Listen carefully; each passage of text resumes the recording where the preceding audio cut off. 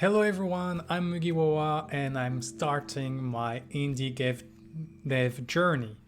And I was willing to share this process with all of you guys, and that will be the goal of this YouTube series and also like a regular moment on Twitch is basically, since I'm doing this process, sharing how it goes, the difficulties and how it can be made. It's been a month since I'm starting working on this project that is called Infinite Muneris, and before that I only had 2 years of system game designer experience, and all the rest I knew basically nothing about. I don't know how to make a 3D model. I have no idea how to code video games. I have a little bit of experience in Unity, but nothing much. And so this is like this whole process and learning and journey that I really want to share. And today I'm going to share with you what is Infinite Muneris, what type of game it is, and also share with you the main combat mechanics.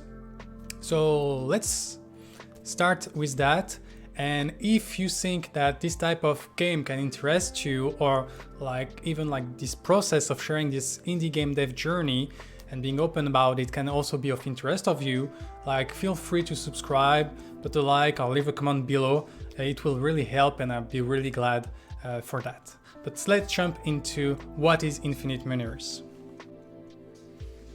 So what is Infinite Muneris? Infinite Muneris is a tactical turn-based grid game, as you can see from the board, that will have a huge component of deck building. It's really important to me to like bring together these two parts because that's the two type of game I really enjoy, like doing deck buildings with tactical grid turn-based grid game. That's really like my two love, and so this is what we are going to do. Also, like there is a secondary aspect that is every action in the game will be deterministic. What I mean by that is when you do an action, you actually know what the output of this action will be. There is like no randomness that comes after you trigger an action. And so this is the main core of Infinite Muneris. This is really the type of game it will be. Then around that, like all the mechanics I will show can maybe change a little bit, but this core is like the main core of Infinite Muneris. Then from there, what is the scope of the project? For that, you need to be careful when you're an indie game developer, because overscoping is the main source of failure of those projects. But at the same time, I don't want to underscope this project because I also want to push myself to make the best game possible I can make. And so there is like the first part, like the introductory part of the game that for me will be a little PvE, player versus environment, a solo part when you will discover the game, unlock all the deck buildings part of the game, discover the world, and the stories and all of that. And that will be the introductory part. And once you get there, basically it will open up to two more possibilities. And the first one is pushing further the PvE with even more challenges, something that will allow you to even go further into the mechanics of the game and try to break the game and really push the limit of your knowledge of the game. And also, I want to provide players that want to face each other in this system a PvP mode, a modest PvP mode, of course, since I'm alone working on the project, but that's really something that is dear to me, so we try to put it in there. And so what you are going to see today is the first prototype of those PvP mechanics. That's what I'm going to show you here, is trying to explain you what are the main combat mechanics that are inside the PvP system. Of course, this is what I have for now. We're still like in the process of making the video games. Everything except this core I was explaining can always be subject to change. So let's dive into those combat mechanics.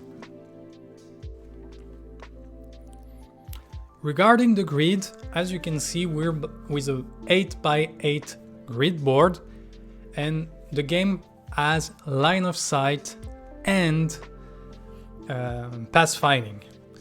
For instance, every single characters that are called agent on the game has each turn a move action and a certain number of action.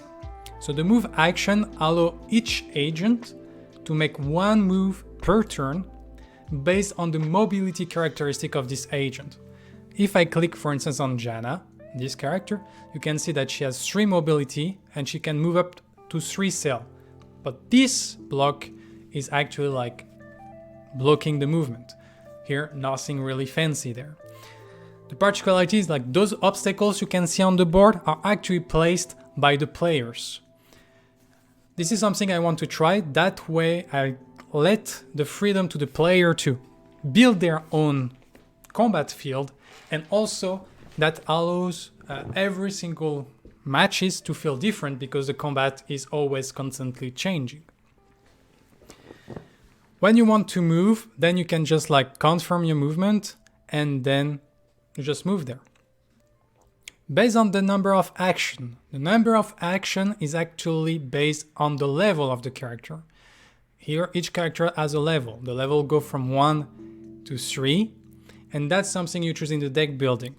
We'll do another video on the deck building, so I won't go further on that information. This level, like I was saying, provides you like the equivalent term of action each turn. What are the action used for? The action I used to cast powers. So in terms of powers, there is like all these 3 powers here that are called the actives. Each character, each agent has 3 actives when they go into combat. Each active have a range, as you can see here, is 1 to 3. So if I click on it, you can see the range of the power. And then there is an effect. Here the effect is to deal 13 damage, and there is a way to double the damage if the character has more armor. We'll get into what is armor right after. And so every single spell like that have a range and an effect. And every time you use one of these active, that costs you 1 power action. Then you have the last power is an ultimate. So the ultimate is a bit particular because you can only, it's more powerful than a regular active, and it also can be used only once per game. Once your agent uses ultimate, you can't use it again. While the actives, you're free to just use it like how many times you want. However, to be able to use an ultimate, you have to first charge your ultimate gauge that you can see on the top of the screen here. So every turn, you gain a number of gauge equivalent to the number of agents on your team. So both team here will gain like 4 points at the beginning of the turn. Here we have 7 because it's the second team that is playing and already gained like 3 from the fact that they're playing second. That's a benefit of playing second there. Once you reach 10 and you can go over, you can use an ultimate, and when you use the ultimate you lose 10 charge. So once you have more than 10 charge you can use an ultimate, but once again each agent can use the ultimate only once. And then the last power is a passive. Every character has a passive, every agent has one, and each passive has basically a trigger. Here we can see that is on death. This one will be on the end of the turn, and this one will be when the fight starts. Something happened, so you gain, for instance here, 18 armor. So at a specific trigger, you have an effect, and so that's the core of your character. Of course, like there is like the last stat that is health, and health is only like when it reaches 0, you're dead. Well, your agent is dead, and that's basically it. So in terms of agent, you have all those things: a move action, a power action per level of your agent, and then 1 passive, 3 active, 1 ultimate. If we look a little bit more in those effects available, so you will have like simple damage dealing abilities like angle shot, for instance here. The particularity of angle shot is the range, but it just deals 35 damage. You will have ability that, for instance, that charge. This one allows you to charge the target and deal damage. You will also have ability that push, 15 damage and push for cells. You will also have ability that teleport enemy, for instance, agent here. Like if someone is close to Grayson, you can actually grab it and teleport it away. And so that's basically like the simple stuff. You also have healing abilities if you want. And so that's basic mechanics. Then you also have object in the game. Like for instance, if you look at Axton, he has stasis deploy. And so stasis deploy is an object that go into the board. And this object block line of sight, block movement, and as a passive. And the passive is that its adjacent costs 1 more mobility. So as you can see here, Axton has 2 mobility, but he can't go close because like the second cell costs actually 2. So he can't go there. If we look to the enemy team, there is another type of object. So I will just end the turn and go to the next turn. And so Lila has something that is called the Soporific Mine. And so the Soporific Mine is just an object that you can place. And here it's more of a trap. It doesn't block line of sight, it doesn't block moving. It's just that it is there, it has an effect. This one is at the start of the turn, it apply a weakness around it. And it also like apply weakness when someone activates it. We'll see what is weakness right after. The way you can just like destroy the subject is just by walking on it. There is no life, no such thing. It's just basically you walk on it, the object disappear. And those objects are kind of unique. If you invoked once again a Soporific Mine, the previous one disappear, so you can't spam the board unless it is stated otherwise on the object. And now we are entering into the last type of effect that is like the core of Infinite Muneris, which is stats. So stats is, for instance, here we have Axton that has armor boosts. And armor boosts say that when you play it on Axton, you gain 6 armor. And what armor does is basically every single instance of damage Axton receive will be reduced by the amount of armor the character has. So it's pretty cool to be tanky. But there is like Smokey that has another thing that is vulnerable, and vulnerable is actually the opposite of armor. And so what happens when I use like vulnerable on Grayson? He gains 6 vulnerable. And so when he gains 6 vulnerable, is every single instance of damage Grayson will take will be amplified by the amount of vulnerable the character has. And if I use corrosive stuff that apply vulnerable 6 on a unit that already has armor, actually what I do is that I remove the armor there. So basically it's 2 sides of the same coin. Like before you can apply vulnerable on something, you need to first remove all their armor. And so you have all those counter plays about these stats, and we have actually like 3 pairing of stats. So you have armor and vulnerable, as we have seen.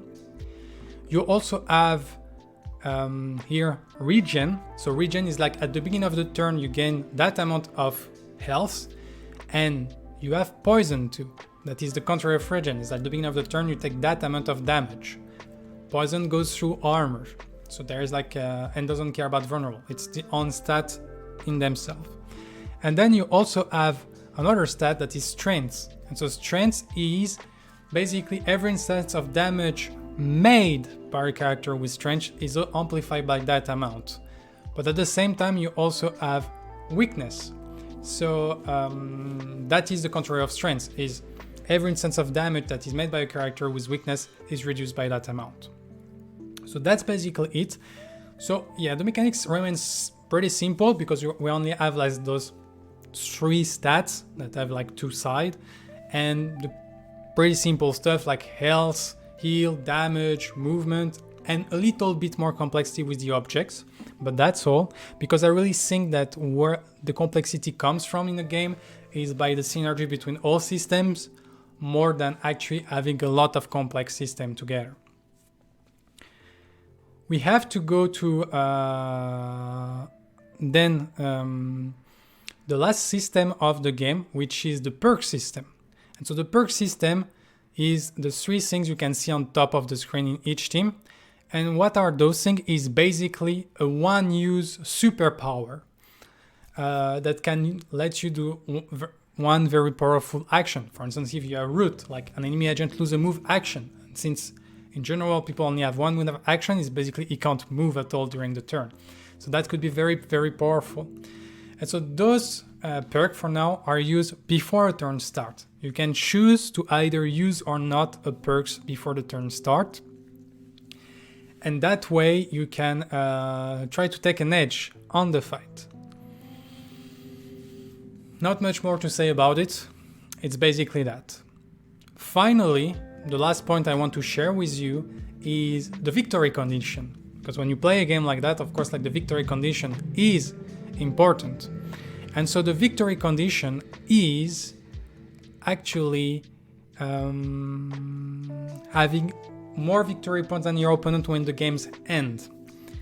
The games end at the end of the 8th turn of the second player. So you have a fixed number of turns in Infinite Muneris PvP part.